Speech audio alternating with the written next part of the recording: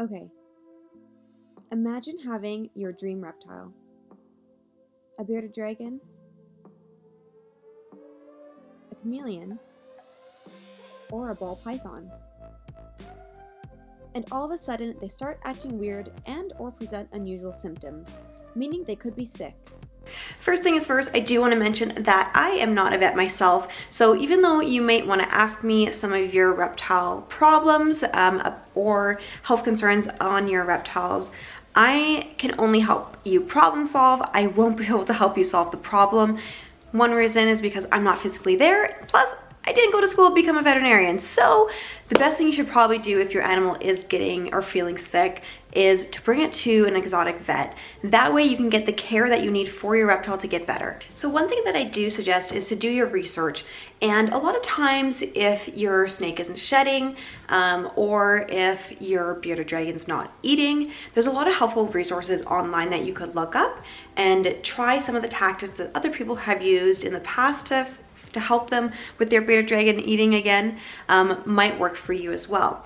Now, if these don't end up working and your reptile does not seem to be improving, they're only deteriorating, or they're just not getting better at all, then this means it's time for you to go see a vet.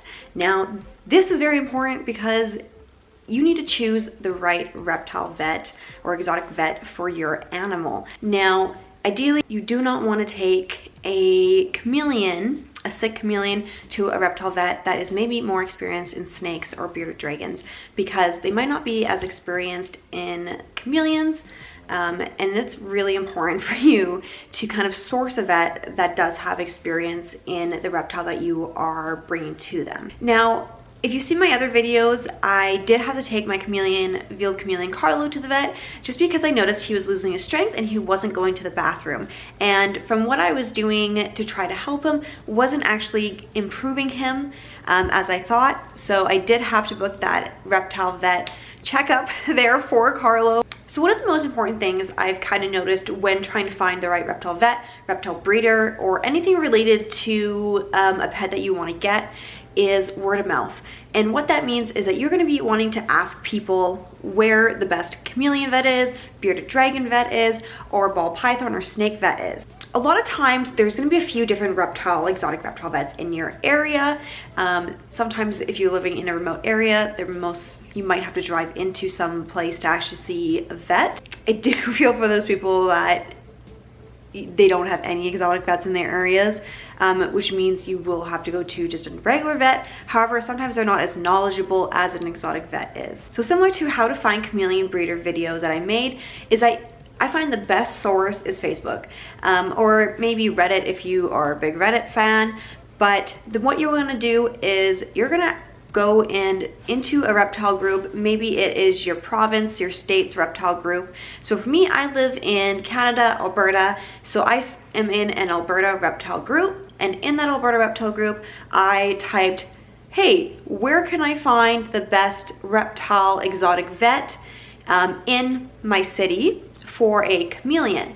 And I got a few people that kind of were able to give me suggestions to where I should take my chameleon. And one thing I think was a decider for me is because I also knew a few other people who had chameleons that are living in my city.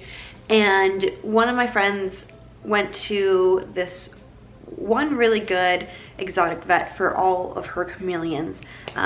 Long story short, her one chameleon had a really infectious fungal disease and ended up giving it to the rest of her chameleons. Fortunately, they did not survive, which is, I really feel for her because it's so devastating. I do not know what I would do if Carlo passed away. But this vet was able to scientifically find out what was wrong with these pets and then help her with medication and try to find a cure, if there was any out there, from other vets that were living in a different area, if they knew anything about it. So this vet was really helpful to her.